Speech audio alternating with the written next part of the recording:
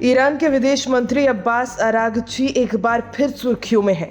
नई दिल्ली की अपनी आधिकारिक यात्रा से पहले वो सोमवार को इस्लामाबाद की एक दिवसीय लेकिन बेहद अहम यात्रा पर पहुंच रहे हैं।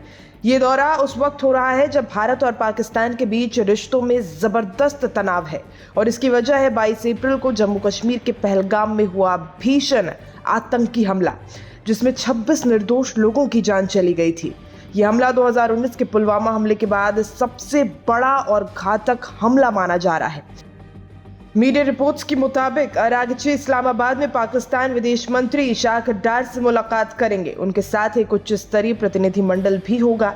बैठक में दोनों देशों के बीच द्विपक्षीय रिश्तों के साथ साथ भारत पाकिस्तान तनाव, क्षेत्रीय सुरक्षा और शांति प्रयासों पर भी चर्चा होगी।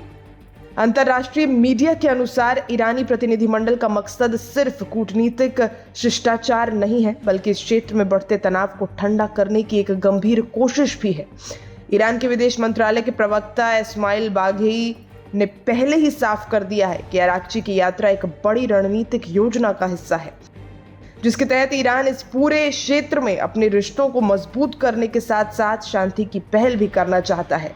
बाघेई ने भी ये कहा है कि पाकिस्तान में अरागची उच्च स्तरीय अधिकारियों के साथ कई दौर की बातचीत करेंगे, जिसमें क्षेत्रीय और वैश्विक घटनाक्रम के साथ सुरक्षा मुद्दों पर भी स्पष्ट चर्चा की जाएगी।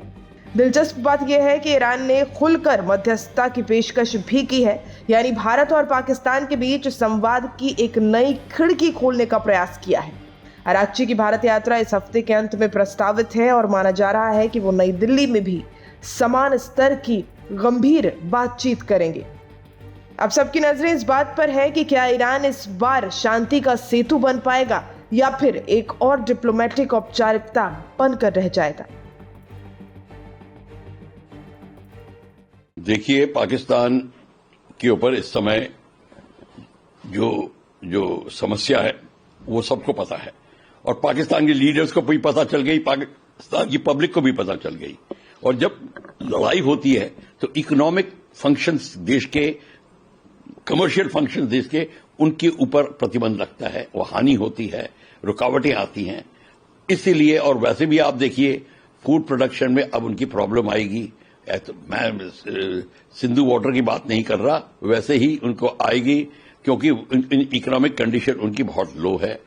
और उसके बाद में फूड ग्रेन्स को वो जो सिलोज है उनको भरेंगे, जैसे होता है वो उनका भी फूड मिनिस्ट्री जो भी होती है वो कार्यक्रम कर रही है। तो वो उचित कदम उठा रहे हैं, उनको करना चाहिए। अगर वो नहीं करेंगे अभी तो फिर वो अपने रॉन्ग फुट पे पकड़े जाएंगे। तो ये तो बात सही है। और दूसरा है कि भारत ने देख लिया है कि पाकिस्तान नहीं मान रहा, टेररिज्म को सपोर्ट कर रहा है, टेररिज्म के को मदद कर देकर उसको ही पनपा कर पाकिस्तान की आर्मी ने उसे पाल कर अब पहलगाम का जो हादसा किया है। तो इस सारे की सब चीज को मद्देनजर रखते हुए, और दुनिया भी भारत के सपोर्ट में है कि आप इस टेररिज्म को के खिलाफ आवाज उठाओ, सब बात कर रहे हैं। तो अगर भारत ने कहा है कि अब इनको जरा फंडिंग जो आ रही है जहां से, अब उसके ऊपर ऑडिट करिए और प्रतिबंध लगाइए, जो भी है कार्रवाई होगी, जो टेक्निकल वर्ड्स हैं उसके, वो कार्यक्रम करेंगे और वो होगा, क्योंकि उनको FATF वगैरह आप सब उसके बाकायदा आप सारे री एनर्जाइज होंगे उसके ऊपर। ये पाकिस्तान को समझना चाहिए, पाकिस्तान के लोग खुद कह रहे हैं। मैं ये भी बता दूं, पाकिस्तान की आर्मी भी समझ गई है, पाकिस्तान की जनता यूथ खिलाफ है पाकिस्तान की आर्मी के। इमरान खान की पार्टी और कई ट्राइबल्स भी पाकिस्तान की आर्मी के खिलाफ हो रहे हैं। वो कह रहे हैं आप बैरिक्स में वापस जाइए।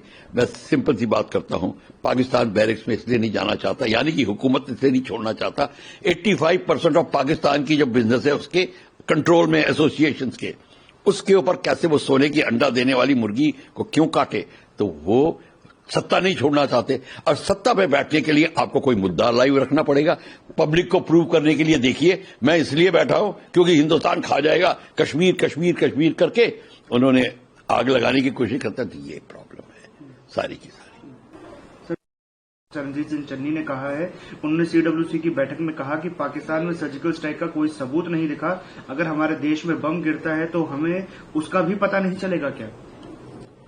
देखिए, ऐसा है, अगर आप सो रहे हैं ऐसी निद्रा में कि आपको आपका अगल बगल का नहीं पता, आपको अपना संस्कृति का नहीं पता, अपने धर्म का नहीं पता, तो ये फिर हालत तो आपकी होगी कि आपको कुछ नहीं पता।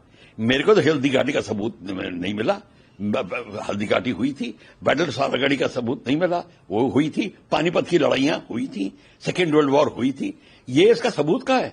तो आप तो कोई भी सबूत की बात करते हुए सबूत की कोई किसी को जरूरत नहीं है, और आर्मी का कोई की रिक्वायरमेंट ही नहीं है सबूत देने की। ये कोई एनओसी थोड़ी होता, सर्टिफिकेट लेना होता है गवर्नमेंट से कि हम हमला कर रहे हैं, अब साइन करवा के मिनिस्टर का कि हमने हमला किया था। ये कोई सर्टिफिकेट ऑफ एफिशिएंसी थोड़ी है। ये बात सिर्फ कांग्रेस की है। कांग्रेस को भारत सारे फंड आ रहे हैं, वो अपने फंड्स के लिए उनको आवाज उठानी पड़ती है, भारत के खिलाफ आवाज उठती है। क्यों उठती है? ये जितनी जो फंडिंग एजेंसीज हैं, ये भारत की उत्थान को, भारत के बढ़ते हुए एफिशिएंट मॉडल को नहीं देख सकते। तो जो 2047 का जो स्वर्ण भारत, ब्रेव न्यू इंडिया उभर रहा है, उसके वो नहीं देख सकते। ये उनको डाउन करने के लिए पैसे फंड करते हैं। फंड जिन जिन के पास आते हैं उनकी ऐसी ही आवाज निकलती है, जैसे कि चन्नी साहब की निकल रही है। और चन्नी साहब को और बातें तो पूछना ज्यादा ठीक नहीं होगा इस समय, पर इतना ही ठीक है कि ये समझ जाए, और चन्नी साहब हो या उनके कोई एसोसिएशन हो, हमें नहीं पता ये क्या, क्यों, कैसे, कहां पे इनके कार्यक्रम है, पर इतना पता है कि अगर उन्होंने ये स्टेटमेंट बनाई है तो ये एब्सोल्युटली हास्यप्रद है। इस स्टेटमेंट के ऊपर तो फौज में वो स्किट्स होते हैं, वो जवान स्किट्स करते हैं ये कैंप फायर में कि कैसे सबूत मांगा जा रहा है, हर एक चीज का सबूत, हवलदार ऑनवर्ड्स ये स्किट करते हैं सारे। तो ये हास्यप्रद सिचुएशन है। सर, पहले और आईएमएफ की सहायता की समीक्षा करने की मांग की है। भारत ने यह प्रस्ताव यूनाइटेड नेशंस के आईएमएफ के समक्ष रखा है और कहा है कि पाकिस्तान को जो इंटरनेशनल मॉनेटरी फंड से सहायता मिलती थी, उसकी दोबारा जांच और समीक्षा की जाए। बिल्कुल, भारत ने ठीक कहा है, और भारत को और भी पहले कहना चाहिए था कि आपको इनकी ऑडिट करवाएं, समीक्षा कराएं, और एफएटीएफ का जो प्रावधान है वो उसका अगेन उसको एनर्जाइज करें उनके ऊपर कि क्या बात है, ये इनका खेल कैसे चल रहा है। जब पता चल गया कि पैसा कहाँ जा रहा है इनका और किस लिए जा रहा है, ये पाकिस्तान की आर्मी को अब यह सबक सिखाना पड़ेगा। देखो, ये सारा का सारा तो पाकिस्तान की आर्मी करती रहेगी, पर इसके साथ में ये भी पता चल जाता है कि हमारे स्लीपर सेल्स को जो हैं, जो पाकिस्तान की आर्मी को सपोर्ट कर रहे हैं, उनको भी क्या फायदा हो रहा है, ये भी हमें देखना पड़ेगा। हमको भी इंटरनल ऑडिट करना पड़ेगा कि कैसे कर रहे हैं, कैसे हो रहा है, इतने रोहिंग्यास कैसे घुस रहे हैं और क्यों नहीं उनका ऑडिट हो रहा। ये सारा का सारा इंटरकनेक्टेड है, ये भी होना पड़ेगा।